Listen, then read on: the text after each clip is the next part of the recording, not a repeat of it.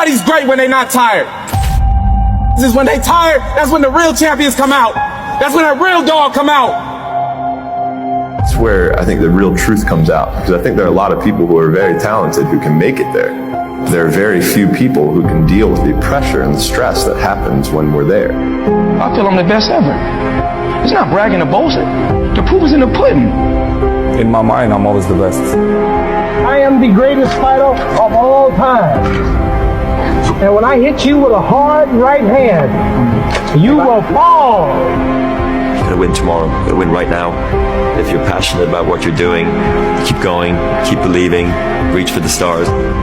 Everything is always impossible until someone does it. Maybe it has never been done before. That's perfectly fine with me. But I'm gonna do it. Never say never. Because limits, like fears, are often just an illusion. Hungry dogs run faster. And let the big dogs eat. If you look at the greats in any walk of life, the greats do things when they don't always want to. And that's the separation. It means you have to be more disciplined than not disciplined. I wanted to be the best I could be, period. I was waiting for you to smile at some of the compliments. You didn't. Smiling doesn't win you gold medals. I'm too fast, I'm too skillful, and I'm going to show everybody out there watching this show and the whole world, and the world will bow and admit that I am the greatest of all time when you see what I do to George Foreman. I believe that whatever I put my mind to, and if I was willing to make sacrifices and I was dedicated, that I could achieve absolutely anything. I'm the best ever. I'm the most brutal and vicious and most ruthless champion there's ever been. There's no one can stop me. I'd like to take this chance to apologize to absolutely nobody. Maybe someone's don't like me because maybe I'm too good. You win some, you lose some. But you live to fight another day.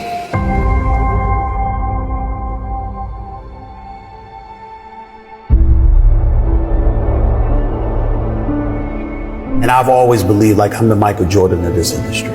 When I'm on the air, I'm the one that will make you want to hear from me. I don't care who I'm on the air with. I don't care who it is. It does not matter to me. By the time I finish speaking, I am the one that you're going to want to listen to. That's my attitude. If this requires 100% and you give me 99, I might want to fire you.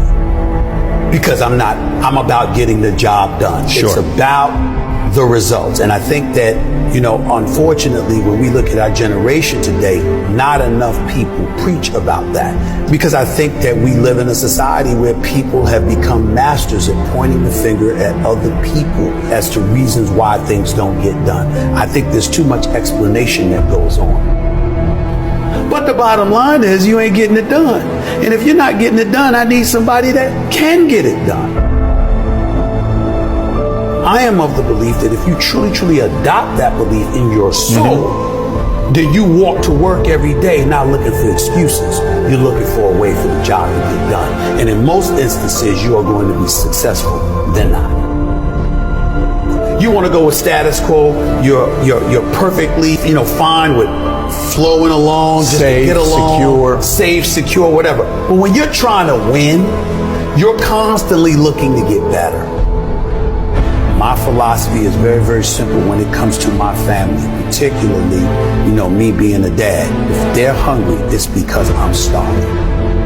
I don't eat until they eat. I'm not comfortable until they're comfortable. I don't have unless they have. That's the mentality, and that's the mentality that I strictly get from my mother. And so for me, having that kind of mentality, well, what comes with that? What comes with that is a certain work ethic that you have to put forth. And it's a willingness to sacrifice. Am I the most disciplined person in the world? No. Am I the most meticulous person in the world, like some people would believe? No, I'm meticulous enough and I'm disciplined enough. But I think the key thing is that the bottom line is everything to me. And whatever the bottom line requires is what I'm going to do. If the bottom line requires an excessive level of discipline, I'm going to do it. But to me, it's whatever the moment or the situation demands. And I'm a bottom lines oriented kind of person.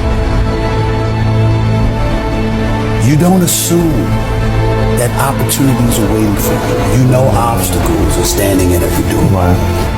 And so that challenge that you have to embrace and you have to deal with, that's hard to deal with when you have achieved. You don't work hard to play hard. You work hard to have the ability to play when you want to. But there's a difference. You handle your responsibilities first. And when you work hard and you have that sense of pride, it goes right out the window if you utilize your efforts in the wrong fashion. But when you do what's right, and it's based off of that effort that you put in, then you feel good about it because you took care of your responsibilities. Then you can go play. And I was not always confident. There's no doubt about that. I've always had my insecurities. What I firmly believed in was, as it pertained to me, was that I always worked hard. I was never lazy.